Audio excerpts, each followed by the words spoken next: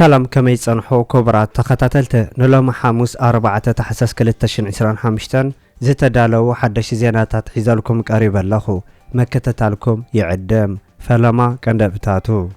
اب إيرترا من دفراستهانس حدا بروجكت زملكتن إيرترا اب أسكافي من قد خمزلا هورن ريفيو حيزو زوصص ابصاب زملكتن ግብጽ سقمت كتوسد كم زخونت كم زغلصتن ኢትዮጵያን እስራኤልን ዘካየዱ ወዘተን አማንጎ ቀዳም ሰር ኢትዮጵያ አብይ አህመድን ሚኒስትሩ ጻ ጉዳይ አሜሪካ ማርኮ ሩቢዮ ተካየደ ዘተዘመልከተን አሜሪካ አብ ሱዳን ስጉምት ክትወስድ ከም ዝኾነት ከም ዝገለጸተን ሎሚ ቤት ጽሕፈት ፕሬዝዳንት ክልል ትግራይ ብዕጡቃት ተኸቢቡ ከም ዘሎ ከም ዝተገለጸን ዝብሉን ካልኢን ዝሕብር ዝርዝር ዜናታት ሒዝናልኩም ቀሪብና ኣለና ነቻነልና ሰብስክራይብ ብምግባር ክሳብ መወዳእታ ክትከታተሉና ብኽብሪ ንዕድመኩም أمريكا أب سودان سقمت كتوسد مخانا قليصة أمريكا نت أب سودان زكاير زلو كوينات قدم مززام زعمت نمقراص وسان سقمتات نموسات تدالو خمزلا دبلوماسيان منشتات قليصة نزق جدو نمبال كبريزيدنت دونالد ترامب استوهاب ممرح منبارون اتم ممرح بناي سراي سودان تقبال نتكركب كم زي صنحون كحبارن كارلو أمريكا أب زعمت قدم مزامو وق سودان دو كبل كم تدلي قليصة أمريكا حبرات مريت عرمت اتو اب قداي سلام سودان كهلو كتحتتن كلا بالجنرال البرهان زمر حيل نتنا امريت متاتاو ملؤ بملؤ كم استقاموا ونيفلات السقم تزوسد زلو ترامب نتقرو لون مفتاح سرح كم استجمره ابز حلف سمون دحر مغلاصون دحرتا وراس عرا سعود عرب لعل محمد بن سلمان كتا متاتاو كغبرو لستوهابو محصنتا مخانون كغلصن كلا ابتناي سلام سقم تسعود عربن ابكنا سودان كاند صقم مخانات تغلص امريتن غون كم شم قالت مئتاورون يفلات امريت عرب كم شم قالت مستمص نار اسف حيله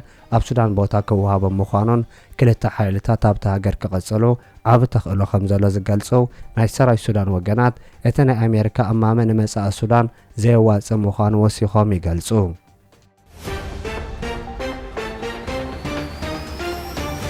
ግብጽ ስጉምት ክትወስድ ምዃና ሓቢራ ግብጽ ኣብ ጉዳይ ማይኒል ዝመልከት ኩሉ ዓይነት ስጉምታት ክትወስድ ከም ትኽእል ገሊጻ ናይቲ ሃገር ሚኒስትር ወጻኢ ጉዳይ ባድር አብዱልዓጢ ምስ ናይ ጀርመን ወገናት ተራኺቡ ኣብ ዝሃቦ መግለጺ ኣህጉራዊ ሕጊ ዝፈቕደላ መሰላት ክትጥቀም ምዃና ክሕብርን ከሎ ኢትዮጵያ ዝወሰደቶ ስጉምቲ ሕጋዊ ከም ዘይኮነ ገሊጹ ኢትዮጵያ በይናዊ ውሳነ ብምውሳድ ንናይ ምብራቃዊ ማያት ኒል ዝመልከት ውሳነ ምውሳዳን ንሕዳሴ ግድብ ምምራቃን ኣዝዩ ዘተሓሳስብ ምዃኑ ዝሓበረ እቲ ሚኒስትር ወጻኢ ጉዳይ ማይ ኒል ናይ ኢትዮጵያ ናይ በይናዊ ውሳነ ከም ዘይኮነ ነጺሩ ዶባት ዝሰግር ማይ ሃገራት ተዘራሪበን ክውስንዎ ዝግባእ ምዃኑ እውን ዝገለጸ እቲ ሚኒስትር ኢትዮጵያ ዝወሰደቶ ምእካብ ማይ ኒል ናይ ሓባር ውሳነ ከም ዘድልዮን ብመንጽር ኣብቲ ዞባ ሓድሽ ወጥሪ ፈጢሩ ከም ዘሎ እውን ገሊጹ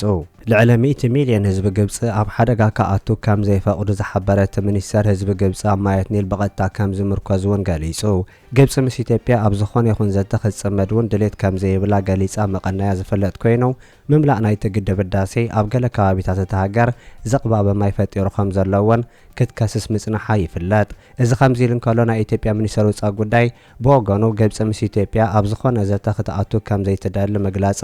ዘተሓሳስብ ምዃኑ ብምግላጽ ዘየደሊ መግለጽታት ግብጽ ብኣግኡ ክዓርፍ ከም ዝግባእ ኣጠንቂቑ ኣሎ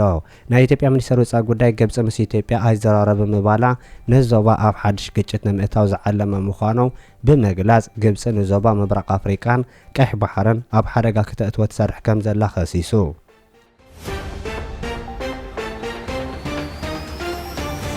ኢትዮጵያን እስራኤልን ዘተ ከም ዘካየዳ ተገሊጹ ኣብ መንጎ ሚኒስትር ወጻኢ ጉዳይ እስራኤልን ሚኒስትር ወጻኢ ጉዳይ ኢትዮጵያን ዘተ መካየዱ ምንጭታት ገሊጾም ናይ ኢትዮጵያ ሚኒስትር ወጻኢ ጉዳይ ጌዲዮን ጢሞቴዎስ መናይ እስራኤል መዝንኡ ጌዲዮን ሳር ኣብ ዘካየዱ ናይ ቴሌፎን ዘተ ኣብ መንጎ ክልቲኦም መንግስታት ጸንሐ ዝምድናን ምሕዝነትን ዝዓበየሉ ኩነታት ምልዓሎም ሓቢሩ እቶም ክልተ ወገናት ኣብ ጽላታት ምክልኻል ፖሊስ ምህዞን ልምዓትን ካልኢን ኣተኪሮም ዘተ ምክያዶም ዝሕብር ናይ እስራኤል ሚኒስትር ወጻኢ ጉዳይ እስራኤል ምስ ኢትዮጵያ ዝጸንሐ ርክብ ከተድልደል ወሳኒ ምዃኑ ምሕባር እውን ተገሊጹ ኢራን ኣብ ዞባ ቀርኒ ኣፍሪቃን ቀይሕ ባሕርን ንተካይዶ ዘላ ምንቅስቓስ ብምግታእ እስራኤል ክሰርሕ ምዃና ዝገለጸ እቲ ናይ እስራኤል መግለጺ ነቲ ናይ ኢራን ምንቅስቓሳት ብቐረባ ክትከታተሎ ግድን ምዃኑ እውን ገሊጹ ኢራን ምስ ሱዳን ኤርትራን ጽቡቕ ርክባት ኣማዕቢላ ከም ዘላ ብፍላይ ምስ መንግስቲ ኤርትራ ክሳብ ኣጽዋር ናይ ምድጋፍ ስጉምቲ ከም ዝበጽሐትን ዝሕብር ወገናት እስራኤል ምስ ኢትዮጵያ ርክብ ምድልዳል ከም ዘዋጽኦ እውን ይገልጹ ኣብ መንጎ ኢራን እስራኤል ዘሎ ወጥሪ ከቢድ ብምዃኑ ንኸባቢ ቀርኒ ኣፍሪቃ እውን ብኣሉታ ክጸልዎ ከም ዝኽእል ዝነግሩ ወገናት ኣብ ቀርኒ ኣፍሪካ ሓድሽ ወጥሪ ኣብ ምፍጣር ኣሉታዊ ተራ ክህልዎ ከም ዝኽእል እውን ይገልጹ። እስራኤል ኢትዮጵያ ኣብ 2027 ናይ ክሊማዊ ዋዕላ ክትአንግድ ምምራጻ እውን ሕጉስቲ ምዃና ኣብቲ ናይ ክልተ ሚኒስተራት ርክብ ምግላጹ ምንጭታት ይሕብሩ።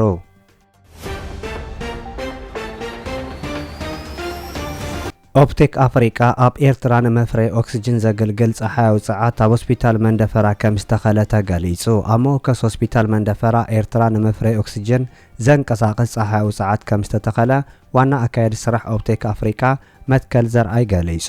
እቲ ሆስፒታል ካብ 2003 ክሳብ 2005 ተሃኒጹ ኣብ 2006 ስራሕ ከም ዝጀመረ ዝተገለጸ ኮይኑ ካብ መላእ ዞባ ዶብ ንዝመጹ ተሓከምቲ ኣብ ርእሲ ዝህቡ ኣገልግሎት ብፍሉይ ድማ ኣብ ሕክምናታት ፌስቱላን ዓይንን ብደረጃ ሃገር ካብ መወከስ ሆስፒታል ከም ዘገልገል ይፍለጥ። እዚ ብሚኒስተር ጥዕናን መሻርክቲ ትካላት ተመዊሉ ብኦፕቴክ አፍሪካ ዝተተኸለ ብርሃን ፀሓይ ተጠቒሙ ሰዓት ዘምንጩ ፕሮጀክት 251 ኪሎዋት ሰዓት ዘምንጩ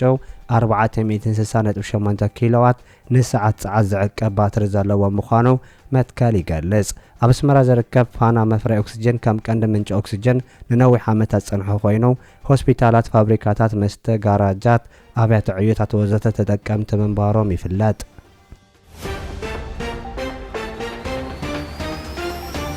ኣሜሪካ ምስ ኢትዮጵያ ምዝራራባ ተገሊጹ። ሚኒስትር ወጻኢ ጉዳይ ኣሜሪካ ማርክ ሩቢዮ ናብ ቀዳማይ ሚኒስትር ኢትዮጵያ ኣብይ ኣሕመድ ቴሌፎን ደው ኢሉ ከም ተዘራረበ ገሊጹ። ቤት ጽሕፈት ወሃቢ ቃል መንግስቲ ኣሜሪካ ብዘውፅኦ መግለጺ ናይታ ሃገር ጸሓፊ ጉዳያት ናብ ቀዳማይ ሚኒስትር ኢትዮጵያ ኣብይ ኣሕመድ ዝሰደዶ መልእኽቲ ኣብ መንጎ ክልቲአን ሃገራት ናይ ሓባር ራእይን ውሕስነት እቲ ዞባ ክህሎን ኣብ ዞባ ቀርኒ ኣፍሪቃ ሰላምን ርግኣትን ንምውሓስ ክሰርሑ ምግላጹ እውን ይሕብር ኣሎ። ኢትዮጵያ ብዛዕባ እቲ ማርክ ሩቢዮ ሰደዶ መልእኽቲ ዝሃበቶ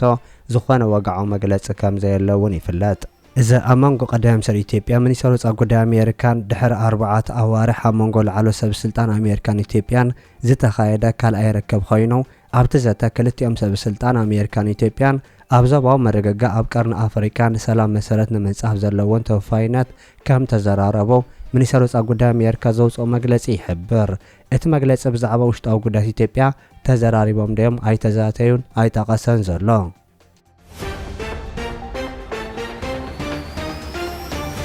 ኣባላት ሓይልታት ጸጥታ ትግራይ ንቤት ጽሕፈት ግዝያዊ ምምሕዳር ክልል ትግራይ ከም ዝኸባቡ ተገሊጹ። ኣባላት ሓይልታት ጸጥታ ክልል ትግራይ ደሞዝ ደንጉይና ብዝብል ቅሬታ ምስ ዕጥቆም ንህንፃ ግዝያዊ ምምሕዳር ክልል ትግራይ ከቢቦም ከም ዘለው መደበር ዜና ቢቢሲን ካልኦትን ጸብጺቦም። እቶም በጽሖም ኣስታት 71 ዝኾኑ ኣባላት ኣርሚ 31 ትማሊ ምሸት ኣብ ከባቢ ኣራጉራ አንደርታ ከም ዝተበገሱ እቲ ዝተረኸበ ሓበሬታ ይገልጽ። ሎሚ ንግሆ ድማ ናይ ህንፃ ምምሕዳር ከም ዝኸበቦ ዝተገለጸ ኮይኑ እቶም ኣባላት ሓይልታት ጸጥታ ትግራይ ዓጢቖሞ ዘለዉ ኣጽዋራት ካብ ክላሽንኮቭ ክሳብ ድሽቃ ምዃኑ ይግለጽ። እዚ ከምዚ ኢሉ እንከሎ ናይ ቀረባ ኣዘዝቶም ከዘራርቦም እኳ እንተፈተኑ እቶም ላዕሎት ኣዘዝቲ ይምፁልና ከም ዝበሉ እውን ተሰሚዑ ኣሎ። ቤት ጽሕፈት ፕሬዚዳንት ታደሰ ወረደ ደጀን ቢሮ ተባሂሉ ጽዋዕ ኮይኑ ናብዚ ቤት ጽሕፈት ምእታው ኮነ ምውፃእ ተኸልኪሉ ኣሎ። እዞም ዕጡቋት ምንቅስቓስ ዝኸልከሉ ኮይኖም ከበድቲ ኣጽዋራት ዓጢቖም ከም ዘለዉ ኣብቲ ከባቢ ዝኾነ ምንቅስቓስ ደው ኢሉ ከም ዘሎ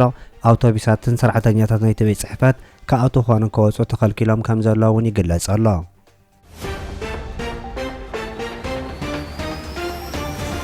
ኤርትራ ኣብ ኣሰካፊ መንገዲ ከም ዘላ ተገሊጹ። ኤርትራ ናብ ጌጋ መንገዲ ተኸይድ ከም ዘላ ኣብ ሆርን ሪቪው ዝወፀ ጸብጻብ ገሊጹ። ኣብቲ ብማህደር ናይ ሴቡ ዝተጻሕፈ ጸብጻብ ኤርትራ ንጹር ናብ ዘይኮነ መጻኢ ትኸይድ ከም ዘላ ክሕብር እንከሎ ዘሕፍር ውጽኢት ክህልዎ ከም ዝኽእል እቲ ምስ መንግስቲ ኢትዮጵያ ቅርበት ዘለዎ ሚድያ ጸብጺቡ። ትካላት ዘይምህላው ካብቲ ቀንዲ ጸገም ናይቲ ሃገር ኮይኑ ይቕጽል ከም ዘሎ ዝገለጸ እቲ ጽሑፍ ናይ ህግደት መራሕቲ ብዕድመ እውን ንዓበዩ ከም ዝመጹን ማእከልን ብድምፂ ሰሪጹ ከም ዘለውን እቲ ጽሑፍ የምልከት። ኣብ መንጎ ተጋደልትን ኣገልግሎትን ዝተፈጠረ ጋግ ነቲ ሓድሽ ወለዲ ዝኾነ ሓላፍነት ክስከም ከም ዘይገበሮ ዝሕብር እቲ ጽሑፍ ድሕሪ ተጋደልቲ ዝርከብ ወለዶ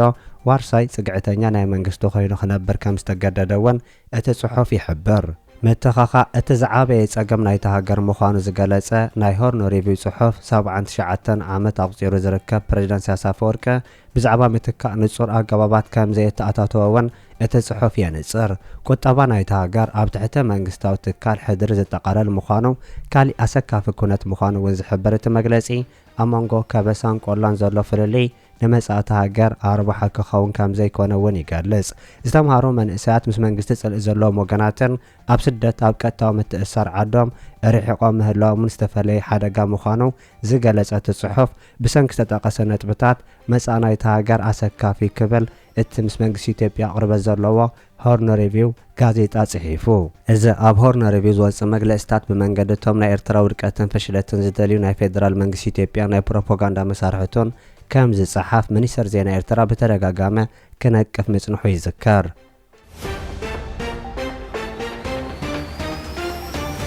ሰላም ተቐማጦ ቤልጅየምን ኣብ ኩሉ ኩርናዓት ዓለም ዘለኹም ሓበሻን ኣብ ዝሓለፈ ኣብ ኣንትወርፐን ኦፍራንድ ስትራንድ 35 ሓድሽ ናይ ሓበሻ ድኳን ከም ዝኸፈትና ኣበሲርናኩም ነርና። እነሆ ሕጂ ድማ ተወሳኺ ሓድሽ ብስራት ሒዝናልኩም መጺና ኣለና። ኩሉ ትሕዝቶታትና ምስ ፖስታታት ብምርዳእ ክሳብ 10 ኪሎ ኣብ ገዛኹም ደሊቨር ክንገብረልኩም ኢና። ቁሩ ኮይኑ ካብ ገዛ ምውፃእ ዘይከኣልኩም ወይ እውን ብዝተፈላለየ ምኽንያት ኣብ ድኳንና መጺኹም ክትገዝኡ ዘይከኣልኩም ኣብ ገዛኹም ከነምጻልኩም ኢና። ካብ ዓዲ ዝመጸእ ጥሩይ ጣፍ፣ በርበረ፣ ሽሮ፣ ቡን፣ ቆሎን ካልእን ካብ ሓበሻ ስቶር ናብ ገዛኹም ከነምጻልኩም ተዳሊና ኣለና። ብጽባቑን ድልዳልኡ መወዳድርቲ ዘይብሉ መጎጎ፣ ሮኮበት፣ ፈናጅልን ጀበናታትን ኣብ ድኳንና ሓበሻ ስቶር ቀሪብናልኩም ኣለና። ማእስ እዚ ጥራይ ብኪኢላታት ብሓድሽ ቅዲ ዝተሰርሐ ናይ ጓል ይኹን ወዲ ናይ ሓበሻ ክዳውንቲ ኣብ ሓበሻ ስቶር ክትረኽቡ ትኽእሉ ኢኹም። ቆርበትና ይበላሾ ዶ? ጸጉርና ኸ ይረግፍ ዶሎ? ነዚ እውን ፈውሲ ኣለና። ኣብ ሓበሻ ስቶር ዘሎ ናይ ቆርበት ኮስሜቲክስን ከምኡውን ናይ ጸጉሪ ቅብኣታትን ሻምቦታትን ንናይ ሓበሻ ቆርበትን ጸጉርን ዝኸውን እዩ። ብጽሑና ደውሉልና፣ ብቐረባትና ከም ተዓግቡ ርግጸኛታት ኢና። ብተወሳኺ ብኣዝዩ ቀሊል ኣገባብ ካብ ዌብሳይትና ምእዛዝ ከም ዝከኣል እውን ከነበስረኩም ንፈቱ። ኣብ ዘለኹም ቦታ ኾንኩም ምስ ትደውሉልና ናብ ዝኾነ ሃገር ክንልእኸልኩም ንኽእል ኢና።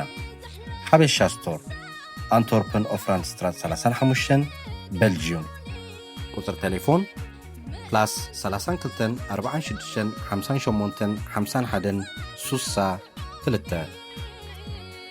+32 46 64 15 43 5